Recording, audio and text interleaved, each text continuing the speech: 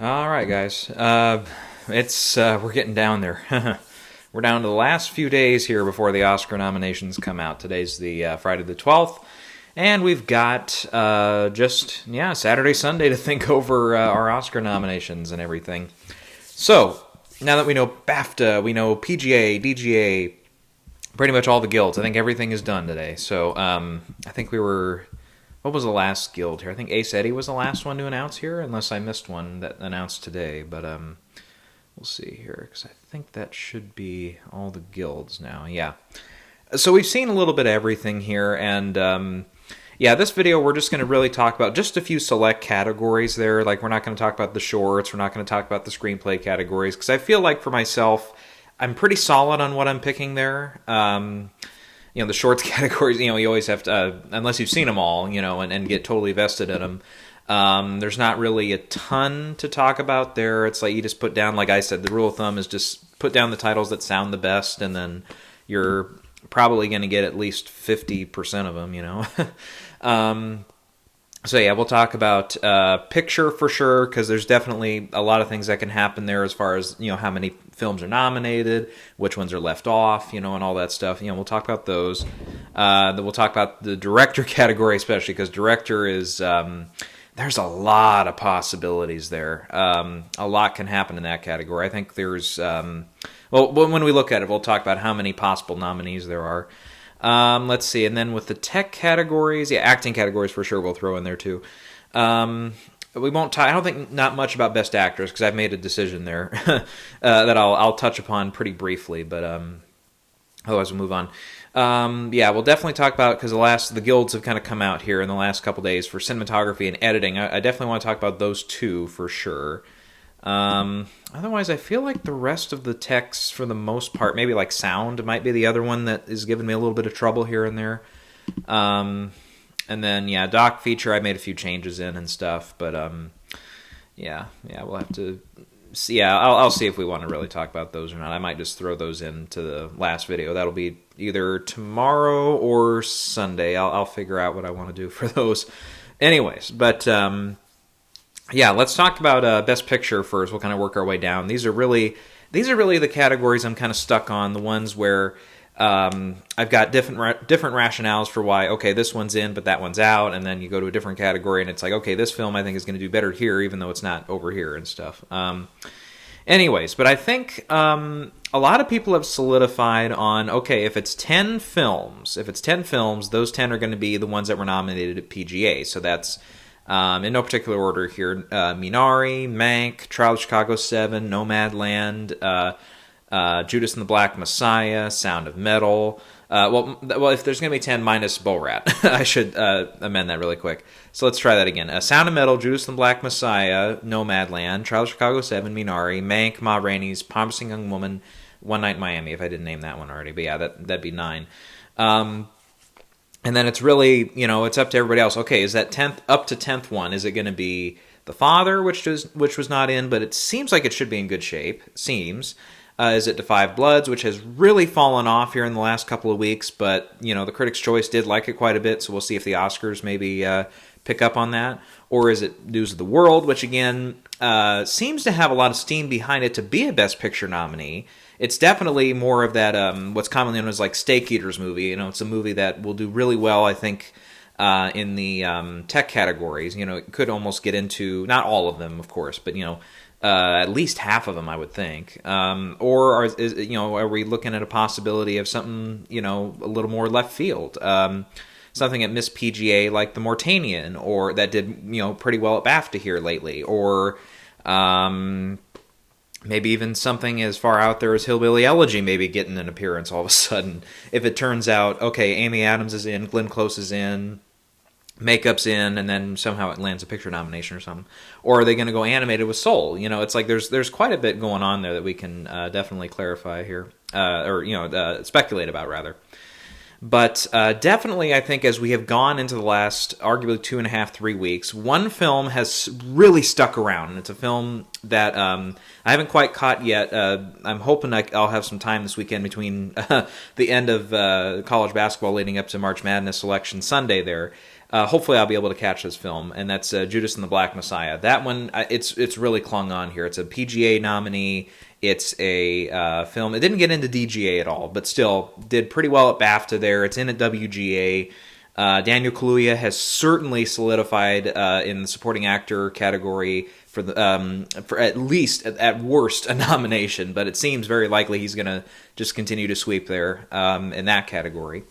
So, yeah, and I think it was in at the Cinematographers Guild here on, what was that, Wednesday, Tuesday? Whatever day the Cinematographers Guild came out. It was there for Sean Bobbitt, who, 12 Years a Slave and Widows, working with Steve McQueen. Yeah, he's a guy that should have had at least a couple nominations under his belt already, but I believe he's never been nominated at the Oscars. Yeah, we'll talk about that one, too, because Cherry got in, too, which is Thomas Newton Siegel or something like that. He also shot Da 5 Bloods. I had Da 5 Bloods in cinematography. I pulled that one out, but yeah, we'll probably talk about that one later.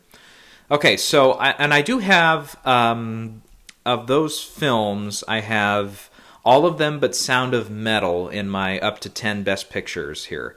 The two that were not at PGA, I do have getting in. We mentioned The Father and News of the World. I think those two, I really don't see, any of those. I don't see those two missing to get Sound of Metal in. Sound of Metal, I think, obviously it stands a really decent chance of getting nominated still, but it's really going to have to come over something really surprising. Like, it would have to get in over something like One Night in Miami or Ma Rainey's, which are not looking, well, definitely Ma Rainey's is not looking likely for director. We'll have a couple acting nominations. Pretty good bet for screenplay, but it's, not 100% solidified there. And should do still well in the tech categories as well. It could get in over Promising Young Woman, possibly. I mean, I can see that one being a weird one where it gets actress. Director, it's going to be 50-50. It can, will get screenplay very likely, but then it can miss picture. I can see that happening. Otherwise, like, when you go to Minari and Nomadland and Chicago 7, it's like, yeah, those are three pretty solid bets, Mank, I think, even though it didn't do so hot at BAFTA, it's gotten in everywhere else. So I really don't see that one all of a sudden just dropping from Best Picture. And I think definitely, yeah, there's going to be a lot of the old, kind of older crowd that I think will definitely go for that one. So I have Sound of Metal out, and I think, and it's one that I really like this year. It's one I will definitely go back and watch it again and again. And Riz Ahmed and Paul Raci, I think both are, definitely Riz Ahmed. I think his would be like, again, like we've mentioned several times this year, a Jake Gyllenhaal level snub if he misses, because he's gotten in everywhere. Paul Raci, he's been hit and miss this season, missed Globe and SAG, but he's gotten into Critics' Choice and BAFTA. And definitely, I think in that supporting actor race, we're beginning to see, okay, it's not quite as solid as we were thinking. Because it feels like, we'll get to this later, but Leslie Odom, Sacha Baron Cohen, and Daniel Kaluuya, really, again, any one of those three missing would be a major shocker, on the level of Carey Mulligan missing at fucking BAFTA on Tuesday. But the other two slots are kind of sliding. They're kind of open. And I went with, we'll get to this later, but I went with somebody who I have picked earlier in the season, and I threw him back in last minute, and I'm hoping it'll stick. But I'll get to my reasoning on that later on here. But otherwise, like, Minari, Nomadland, Trial of Chicago 7, like we mentioned, are the three for sure, I think Mank is pretty solid. One Night in Miami, even if it misses director, that one should still be a pretty solid, get enough number one votes and stuff. Ma Rainey's is another one, very likely to miss director, and a couple other ones, but should get in. And then, that just leaves, something like Promising Young Woman is probably the less likelier one there. But again, if it does kind of come back here and gets director, gets actress, gets screenplay, maybe even editing, which I'm really considering editing for that one too, after the Ace Eddie nomination. It was in the comedy category, though, which was a little surprising. I thought they'd put it into drama like everywhere else, but no. Anyway, so that'll be another interesting one to watch there. So, with Judas and the Black Messiah definitely on the rise here. I'm like, I gotta fit that one in. So, Da 5 Bloods, it's unfortunate. I had it picked pretty early on, not to win, obviously, but to be a pretty big nominee here. But I'm just not sensing it this time. And Spike Lee's films, they're very hit and miss at the Oscars. He'll have Do the Right Thing, which got a couple nominations. Obviously got, made a huge stink when it didn't get Best Picture or Director nominations. or if you even any below the line consideration, which arguably that year I would definitely have put it into a couple things. So, and even the next film, which some argue was even better, Malcolm X, it's like, yep, just Best Actor, just Denzel, and then nothing else. And then finally, after a long stretch there where a lot of his films either got totally skunked or just weren't even hardly considered for Oscar consideration, here comes BlacKkKlansman, a big, was it 6-time nominee film? So he follows it up with The Five Bloods, and it's like, I don't know, just with that, I mean, it's definitely one I like, too. It's one that I think a lot of Academy voters are going to appreciate. But I don't know. I mean, we've got so many films this year, at least in just what I've seen here, that are black-led and definitely have that same, racism is bad message, like Ma Rainey's, One Night in Miami, Judas and the Black Messiah, Five Bloods, and there's a couple other ones, United States versus Billie Holiday, Malcolm and Marie. And there's just so many. I just feel like it's maybe going to be a little overloaded, I think, if all four of them get in. And I don't know if I see a scenario where four of them being like the four most likely to get in. That's Ma Rainey's, One Night in Miami, Judas Black Messiah, and then The Five Bloods is probably the most likely after that to be a Best Picture nominee. And I don't know if I quite see all four getting in, I think the last time we had a year like this, 2018, we had Black Panther, BlacKkKlansman, Green Book, arguably, even though that was from a white filmmaking crew for the most part. You had those get in. Then you had other stuff missed that year. There might have been one more that I'm missing here. That was 92nd or 91st? No, that would be the 91st. Yeah, like Beale Street was one that was out that year. That didn't make it for Best Picture, but... like we've mentioned several times, films like The Hate U Give didn't hardly get any attention at all that year. Was there another one that I'm forgetting about that was kind of, race relations was kind of the main topic that year? God, I'm trying to think if there was one, and I just didn't throw it into the mix there.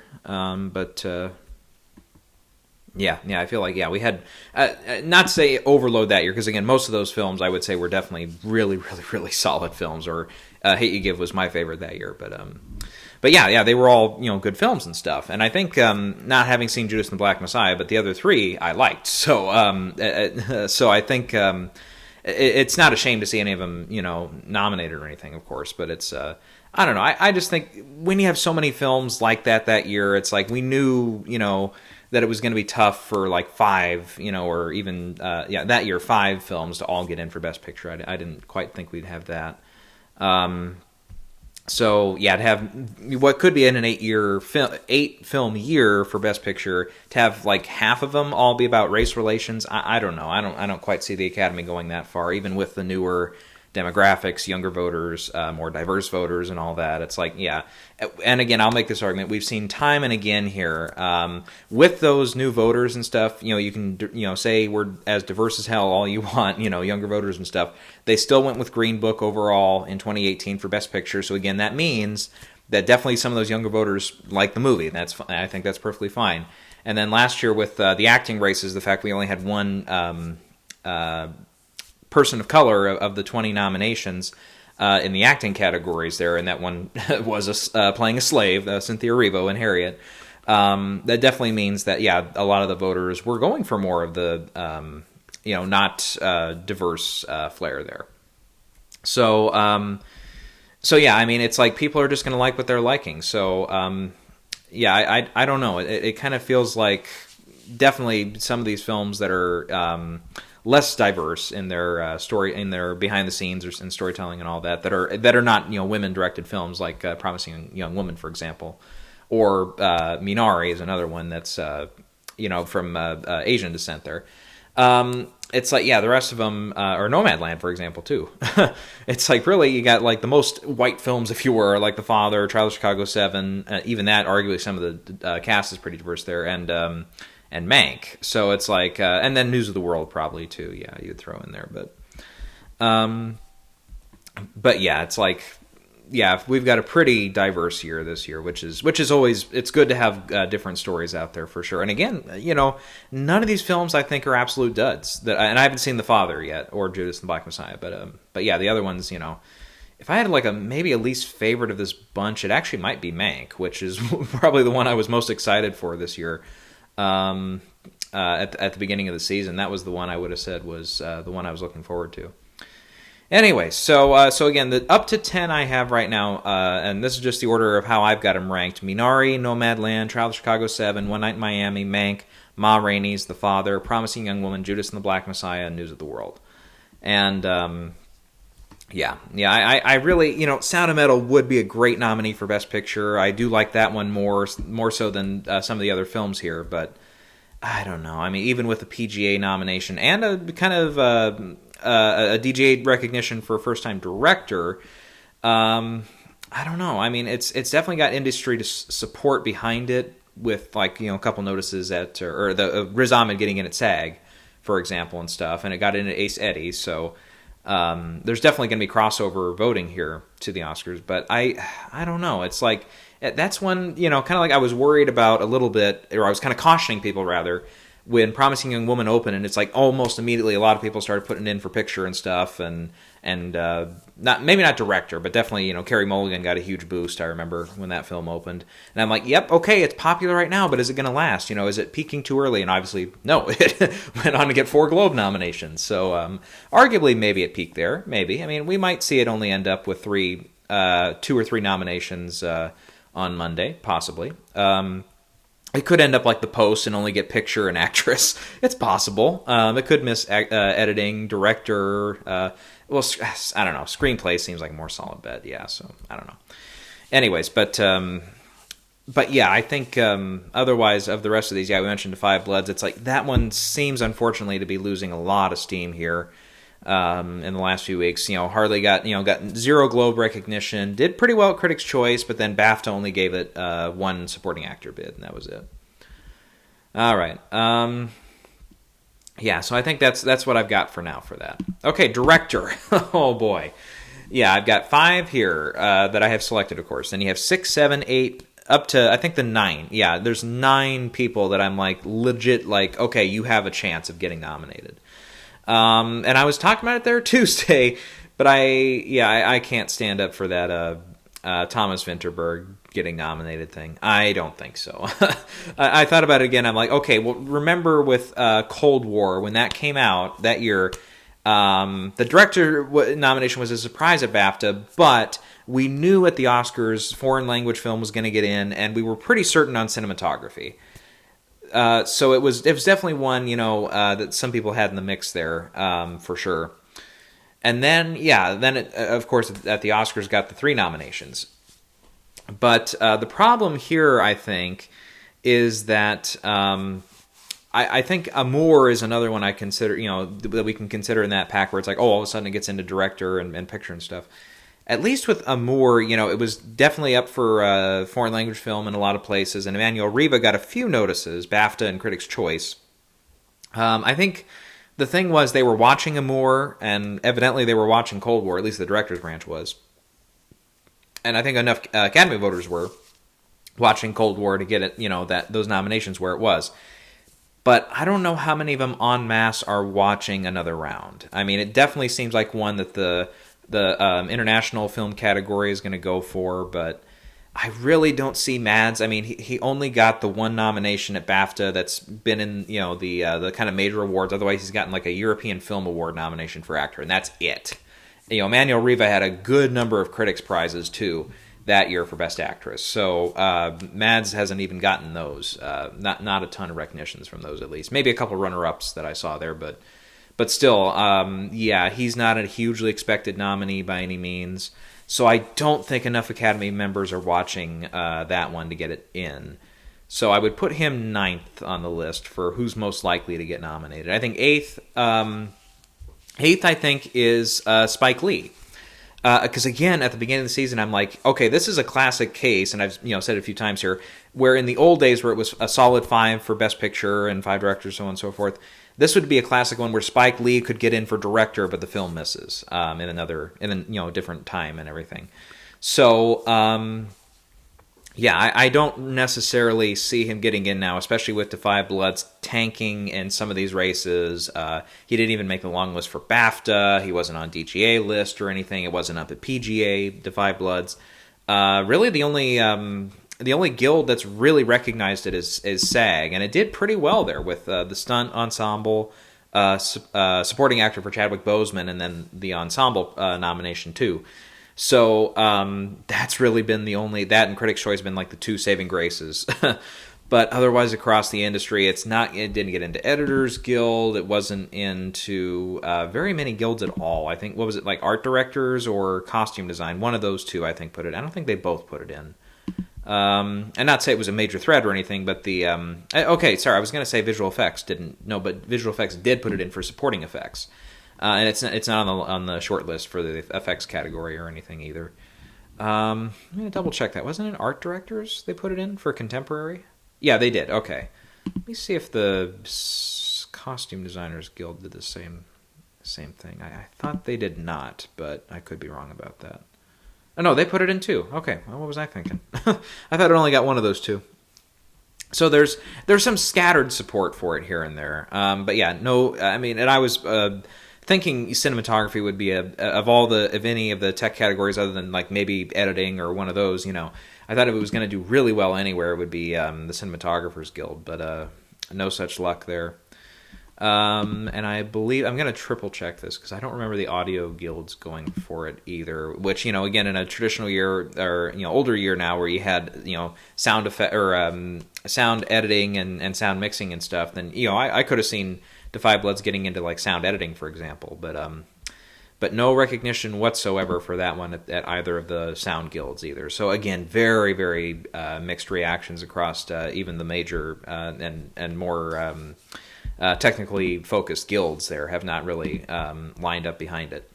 So I think it's 8th because it could just be a case, like I said, I was the last argument I was making for him was, it's Spike Lee, he's overdue, he can get a second nomination, that's fine. But I don't know. It's like that director's branch is a little finicky there. So I don't necessarily see them going with Spike Lee here. So I have 8th for him. 7th, unfortunately, I dropped her way down. That's Regina King. This is another one where I think One Night in Miami, it's really, I think the focus for the movie, for the Oscars, is going to be in the song category, the supporting actor bid, and picture. I don't really, not to say I don't have it in other categories, because I think adapted screenplay for sure. But I don't really see it being a gigantic threat in in any of the tech categories, hardly.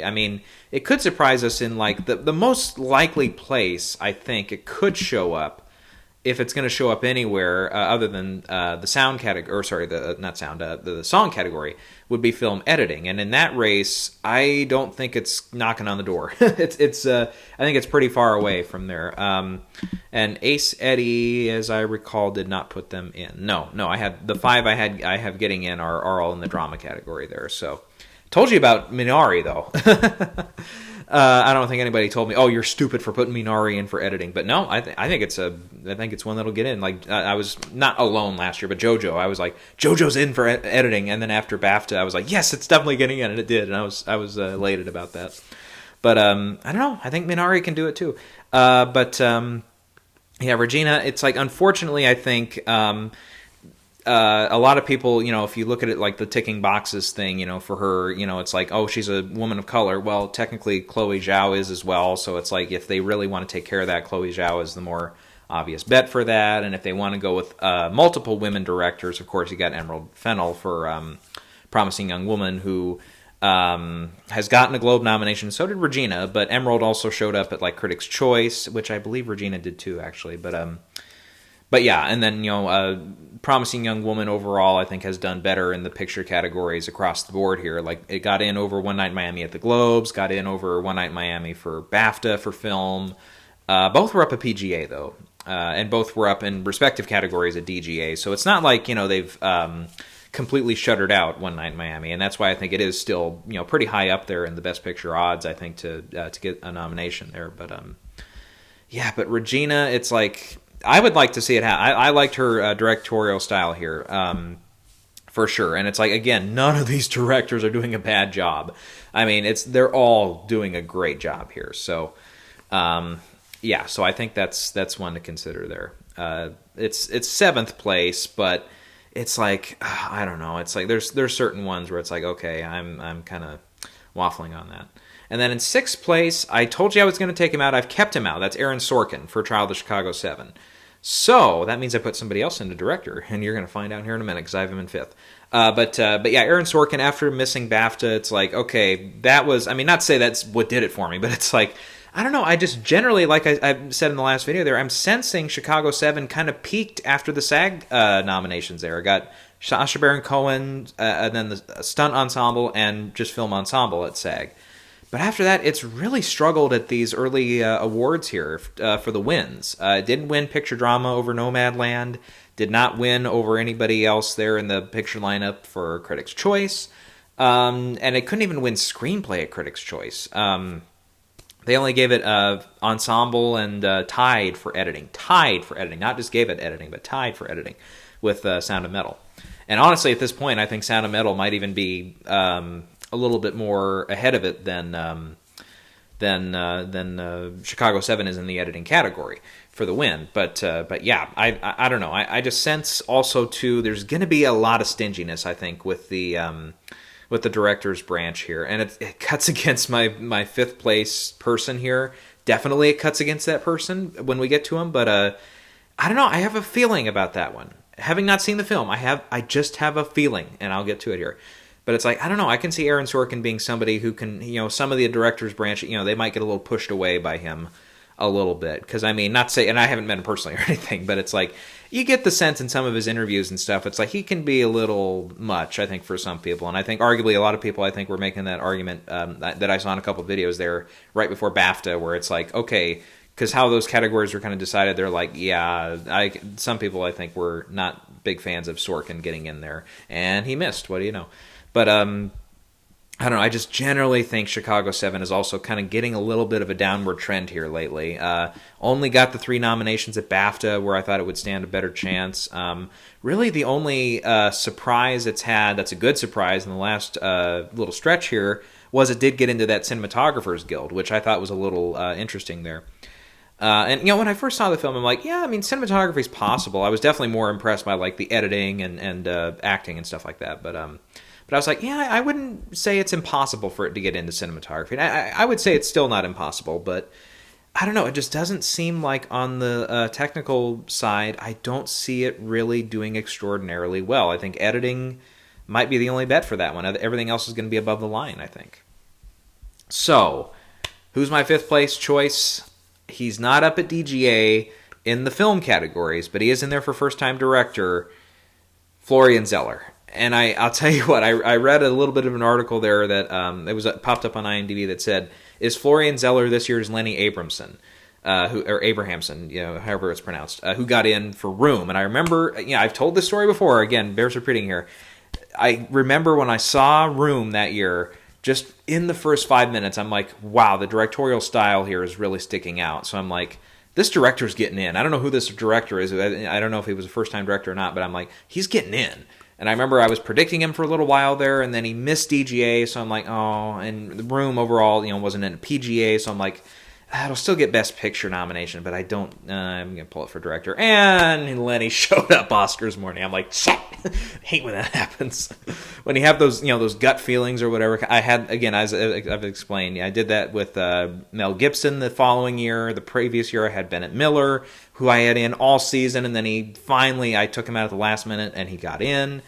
I kind of almost sort of had that with Emerald Fennell this year for Promising Young Woman.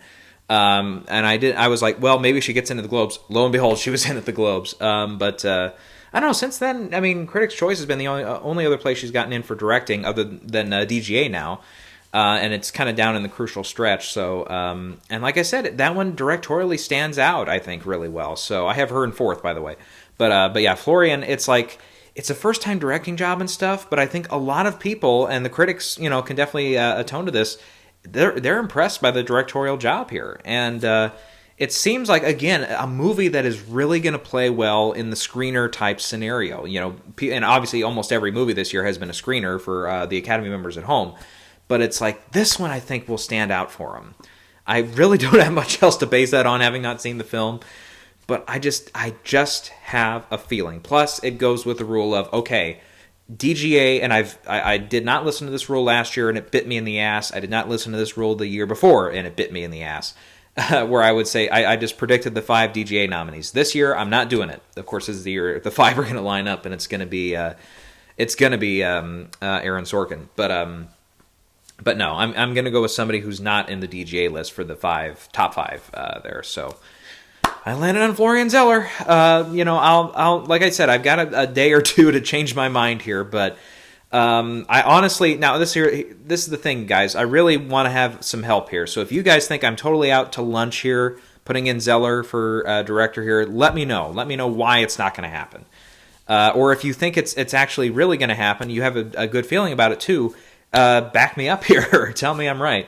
So, Emerald Fennell, yep, like I said, I have him fourth place, fourth most likely. Third most likely, I think, is Lee Isaac Chung. I think I gave it away earlier. I put him back in for director. But yeah, DGA, BAFTA, even though Minari I thought would struggle there, still did well.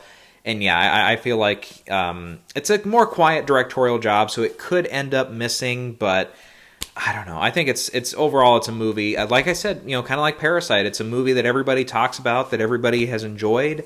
It was kind of a discovery movie in that way. It was one that wasn't high up there early on in the season, like Parasite was last year. And like I said in a few videos ago now, it's going to do better than Parasite, I think, in some respects, if it does start to gain traction for Best Picture, because it's not going to have that international film category to worry about. Parasite had to get over that hurdle last year.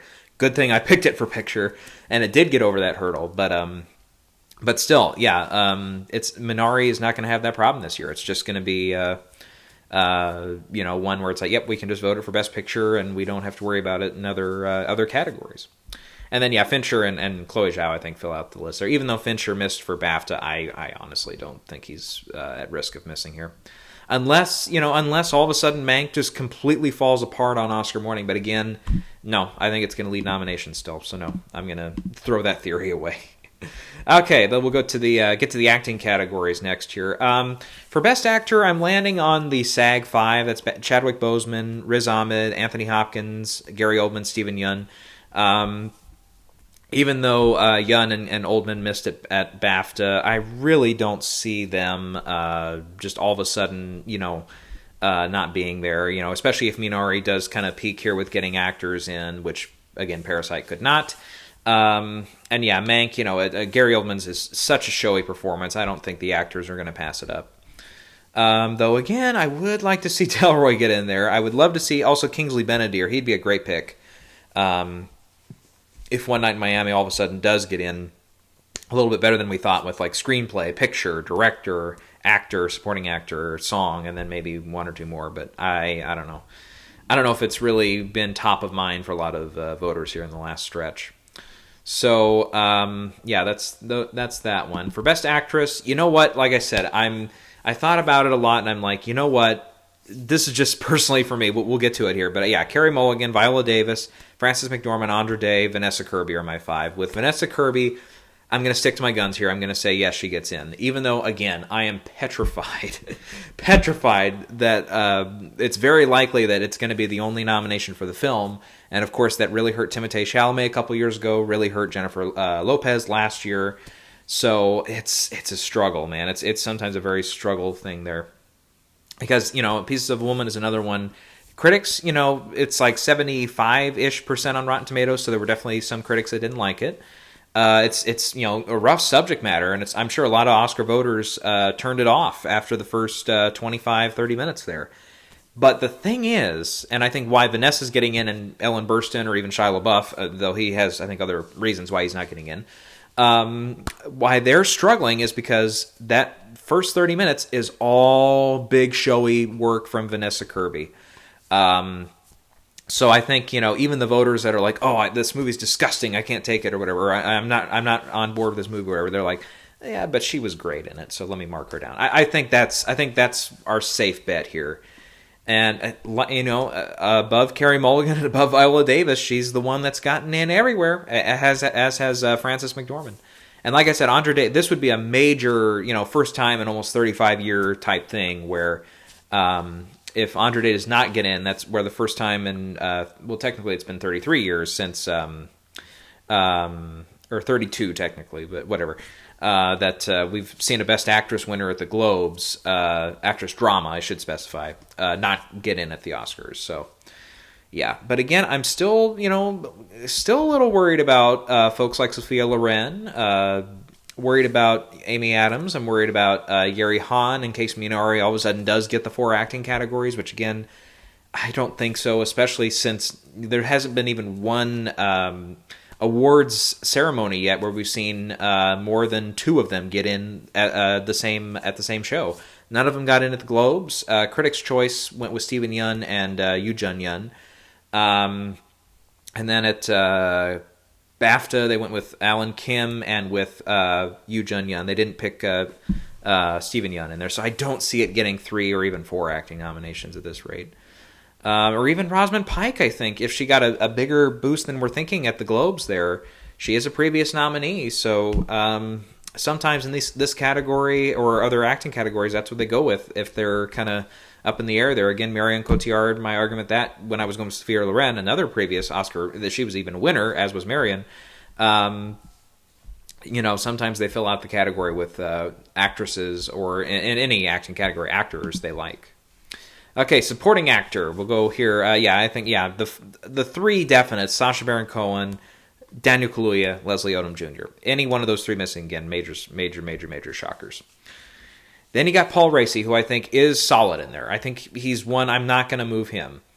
But with Chadwick missing BAFTA too, they even nominated a co-star over him, who has Clark Peters, who I very much enjoyed in the movie. Who has really gotten no other bids this season. The fact they went him over Chadwick, I think that really hurt Chadwick. So I'm like, okay, I want to, and I was kind of just going with the flow, putting him in a couple of weeks ago there, because I'm like, it just seems that's the way the wind's blowing. But now it's like, I don't know, I think everybody's going to be happy with just giving him Best Actor. I don't think they necessarily need to give him a supporting actor bid as well, especially if it's a role that I argue, at least, as others will have different arguments, that is not a very substantial role and doesn't leave a lot of impact and really doesn't showcase his talents the way Ma Rainey's did. And also it's in a film that, again, Academy voters are really not going for. Though keep in mind that the one category that another film that was all over the roadmap here a few years ago, Nocturnal Animals, the only category it got into was supporting actor. And the one category it got into at BAFTA was supporting actor. So I don't know, that could line up, but I don't think so, personally.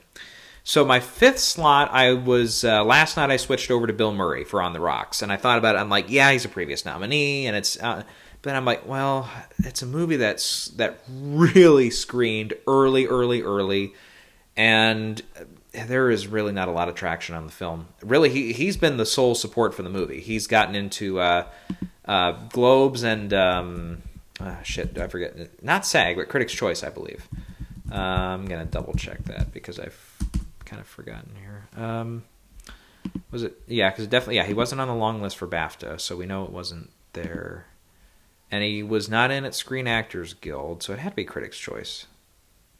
Had to be, wasn't it? I think so. I can't find it now. Broadcast. Nope. How about Critics' Choice? There we go. It was On the Rocks. Okay, I couldn't remember. I was like, I thought it was Critics' Choice and Globes. Yeah, but then missed at SAG. Obviously, was not on the list for BAFTA.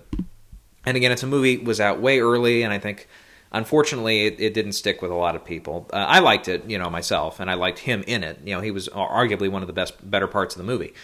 So I'm like, okay, who is in this slot? And I'm like, okay, he's a previous nominee. He's in a movie that, especially in the last couple weeks, again, has been gaining momentum. Not to say it wasn't, already at peak, because it is Nomadland. That's David Strathairn. I've put him in now, and I think I'm going to keep him there, unless somebody changes my mind here. Because I do think that Nomadland, it got the most nominations, or tied for most nominations at BAFTA, including getting a sound category nomination, which I do think is possible there, actually. I've thought about it more. I'm like, that could actually happen, because unfortunately, we did see the news here this last weekend, I believe, or a little after the weekend, where one of the sound mixers on the film committed suicide, 35-year-old guy. So, I mean, in the last stretch, if enough voters in that category say, oh, well, that's too bad, maybe he's on the list if we nominate him or something, then, you know, that'd be a lot of posthumous nominees this year between Jack Fincher and in major categories. You know, Jack Fincher, who wrote Mank, and, of course, Chadwick, and there might be one or two other ones I'm forgetting about right now. I mean, sometimes in those below-the-line categories, like some of the... sometimes we see those in the shorts and stuff where somebody, you know, worked on it for a while, then they passed away, and now they finally completed the project and stuff. Sometimes it's the docs too. The docs will have that. But yeah, it's like previous nominee, Nomadland is really showing its strength here, winning at Globes and Critics' Choice. It's like it's definitely kind of like we were thinking last year with 1917 in retrospect after it got into like makeup and screenplay and stuff like that. It's like it was really high up on their priority list because we had a shorter season last year. And this year, with a COVID era where arguably maybe the Oscar voters are watching less material, possibly, we'll find out how how diverse their nominations are as far as the number of films and stuff. We'll find that out here in the next, obviously the next few days. But I'm like, if Nomadland, if enough of them are putting it in there, the Actors Branch too, even though Strathern hasn't popped up hardly anywhere at all this year. I mean, I don't think even hardly any critics organization that have given him like runner-up or anything. I don't know. I can totally see him making the list now. Otherwise, in this category, I mean, there's a few other possibilities, of course. I wouldn't totally be blown away, you know, shocked if Jared Leto got in. Because little things, I mean, even though it's not a terrific box office performance, it's like, well, it did all right when it came out. Of course, Chadwick, you got to throw in there for Da 5 Bloods. I think, still think, obviously, with SAG and Critics' Choice nominations, he's got some medal there for sure. And then even Alan Kim with that BAFTA nomination and the Critics' Choice win for the Younger Actor Award. It's possible. But yeah, I think that's it there. And again, unless at the last minute the Oscars voters, again, if they're prioritizing stuff and like Trial of Chicago 7 is up there, we could see another actor get in. And again, it's like, okay, is it Mark Rylance, a previous winner, or is it possibly Frank Langella, a previous nominee? It's like, or, you know, a few others there. Yeah, it's possible, but we'll see. All right, now we get to supporting actress. Oh boy, this is a fun one. Fun, not as in fun, as in stressful. Anyways, but I think of the nominees, I think Maria Bakalova, really, she hasn't missed anywhere. Arguably, of course, the only thing you can say against that is Critics' Choice, because she was a lead actress comedy musical at the Globes. But otherwise, you know, Olivia Colman missed BAFTA, Glenn Close missed BAFTA, Yoo Jun-yeon missed at the Globes and stuff, and Amanda Seyfried missed at the Globes and at SAG and everything there. It's like, oh my goodness. So it's like, it's a really, really tight pick here. So what I decided to do here is I had Helena Zengel in there for a while, but then she didn't show up at BAFTA. She couldn't even win the Critics' Choice Prize there for Younger Actress or Younger Actor. It's not on, even though News of the World, I'm keeping it for Best Picture and stuff. It didn't get in at PGA or DGA. It didn't do extraordinarily well at BAFTA, just really, again, in those tech categories and stuff. So I'm dropping her. And I'm gonna, for now, I'm really waffling here because I've got three people that I'm really considering for that final slot here. Yeah, I'll say three. There's another one that got in at BAFTA, Dominic Fishback, but it's like, again, I don't know if Judas and the Black Messiah. I mean, unless it all of a sudden gets in for like picture, supporting actor, supporting actress, director. Sorry, I meant director. If it all of a sudden gets director and then it gets picture, supporting actor, screenplay, and then editing. Cinematography, if all of a sudden lands that many nominations, maybe, but yeah, I don't quite think so. So I'm gonna go back to Amanda Seyfried here for my fifth slot. So yeah, Yoo Jun-yeon I have in, Glenn Close, Olivia Colman, Maria Bakalova, and Amanda Seyfried, and that's really again because I think they're prioritizing Mank as a film there to watch. And stuff like that. Jodie Foster is one I'm really considering there. She didn't get in at BAFTA there, but still the Globes win. Definitely put her more on the radar to be nominated. And then Dominic Fishback, like we mentioned. And then the one, it's like, what if she does come back? Ellen Burstyn. I'm like, I thought about it. It's like, well, you know, her only nomination is at Critics' Choice. But what if there are maybe more people, just on the off chance, watching Pieces of a Woman than we think. And it's like, okay, well, maybe there is some more support here. It's a possibility, but I'm not really thinking it's the strongest one. I think, if we had this again, so it's like 5, 6, 7, 8, I think she's 8th on the list, arguably 9th, if you include Helena and Dominic in there. Probably closer to 8th with, I don't know, it's close. Those two are maybe tied for 8th or something. Dominic and Ellen burst in there, but still, I don't know. I'm thinking they're going to go back to Mank here. I mean, it like I said, it's a Regina King thing all over again, where Regina still got the Oscar nomination that year for If Beale Street Could Talk. Even though, yes, I don't think Amanda is going to be in the conversation to win there. Okay, like I said, the screenplay categories I'm solid on, so I'll just announce those when we get to them, the next video. Cinematography I want to talk about because the Guild came out, and it was like, yeah, they left off a lot of stuff there at the Guild. Their 5 nominees were Nomadland, Mank, News of the World, Trial of Chicago 7, and Cherry. A little bit of a surprise there. So it's like, okay, well, that's not really my list here. Of those, I only had at the time 2 of them getting in. And then I've dropped the 5 Bloods, and now I put in News of the World, even though I'm really not impressed by the cinematography in that movie. But the fact it got in at the Guild, and it's really been pretty, at least halfway solid across the Guilds here. It didn't get into PGA or DGA, but it did get a bid there or 2 bids at Screen Actors Guild, if I'm remembering right. It got into that stunt ensemble, didn't it? I thought it did. Yes, it did. Okay. The stunt and Helena got in.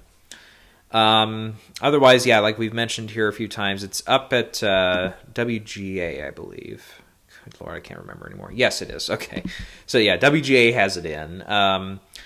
The Effects Guild, I don't think, put it in, did they?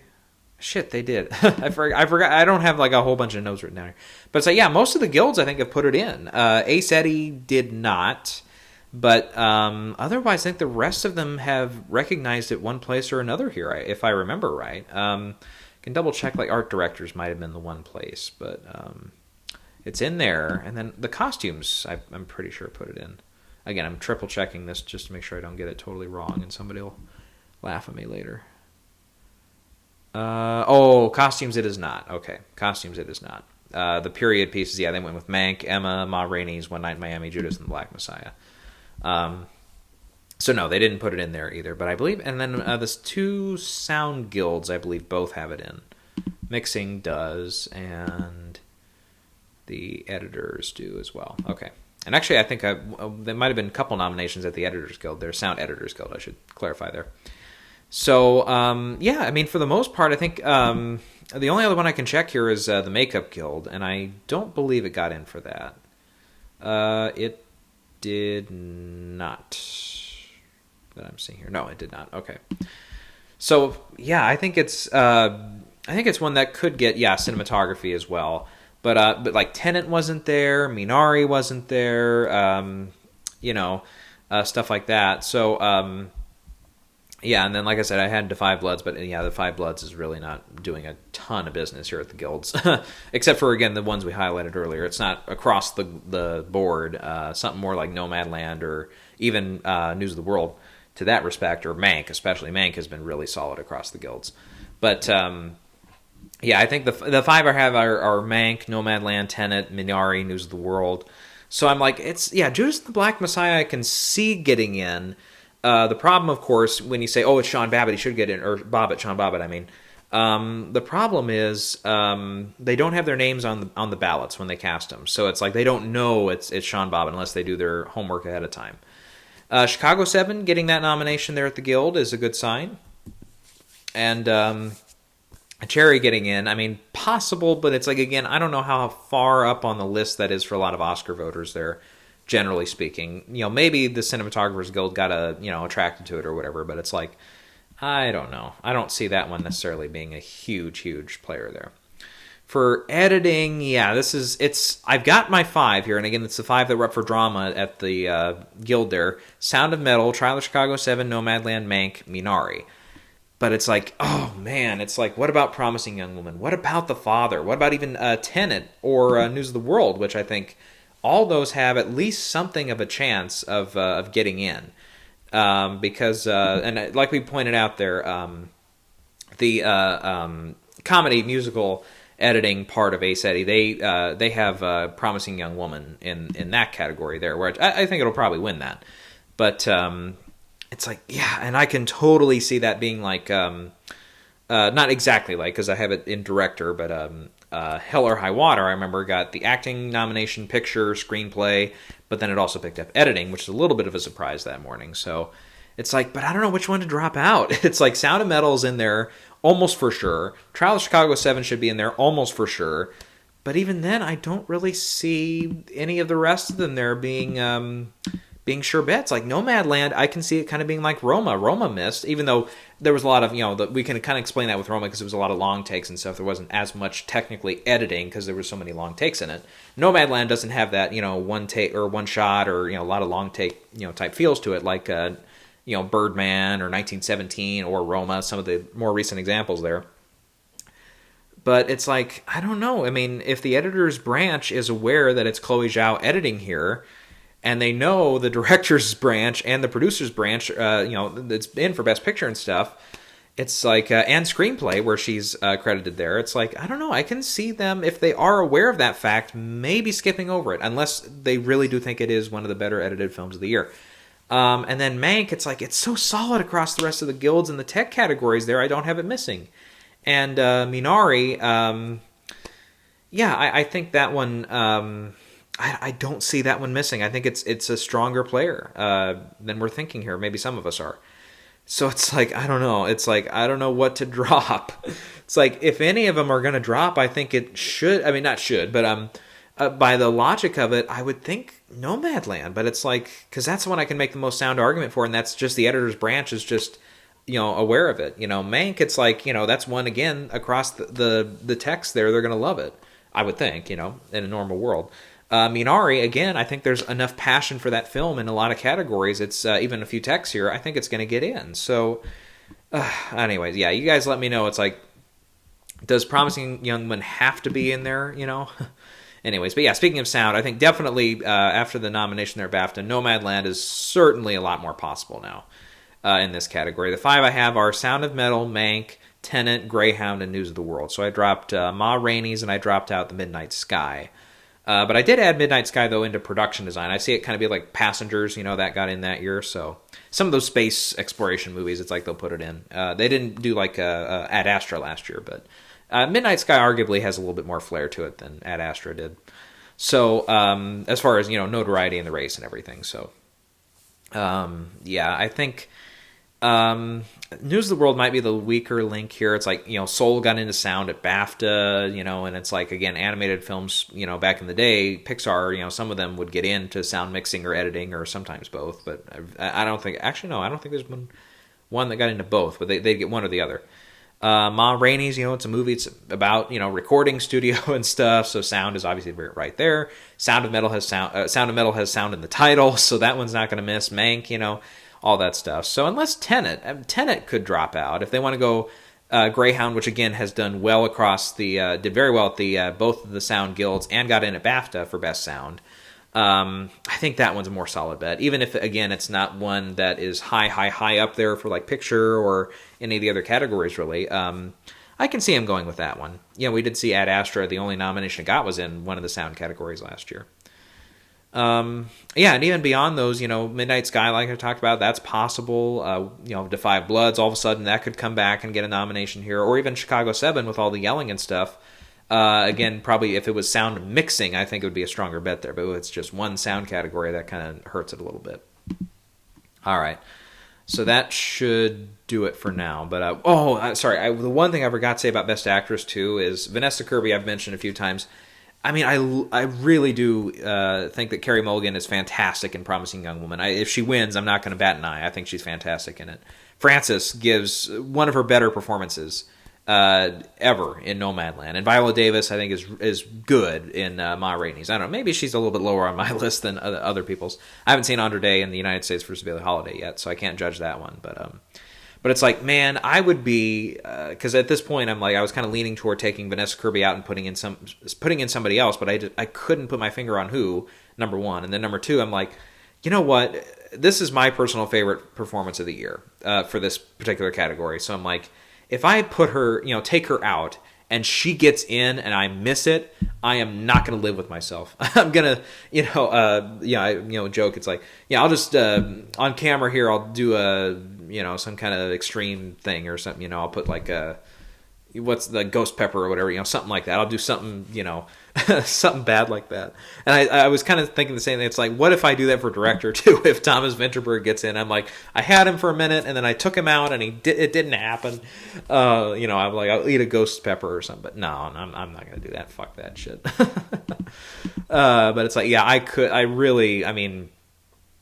would really feel awful, like absolutely awful in my gut if I had Vanessa Kirby, not all season obviously, but since the trailer came out for the movie, had her in, and then after I saw the movie, had her winning and stuff, and then to see her perform the way she has, to get in everywhere, literally everywhere, including BAFTA, where a lot of other contenders who are arguably way ahead of her in the race did not. And then for me to pull her out, and then she still gets in, yeah, I couldn't live with myself there for a couple hours, at least. It would definitely put a big downer on my day. So, and if she misses, yeah, then it's like, okay, well then I can just be pissed off like everybody else who really loves the movie. So I'd rather live that way than be in absolute just anguish at the idea of not predicting her, and she gets in anyways. So, all right, that's my 2 cents on it. Okay. So that's enough for me today. I'll go ahead and shut down here. I know I usually say that, and then all of a sudden we go on for another 5 minutes. But nope, not this time. I'm done. And I will either tomorrow after I think about some stuff. And again, you guys throw your ideas in there. Please tell me where I'm wrong or maybe where I'm right, possibly. Because we don't know who's going to be right until Monday there. But please share some feedback. I really need it this year because we don't have a lot of people to listen to. A few of the guilds have kind of gone their separate ways. BAFTA clearly went left field with a lot of independent picks and stuff in some major categories.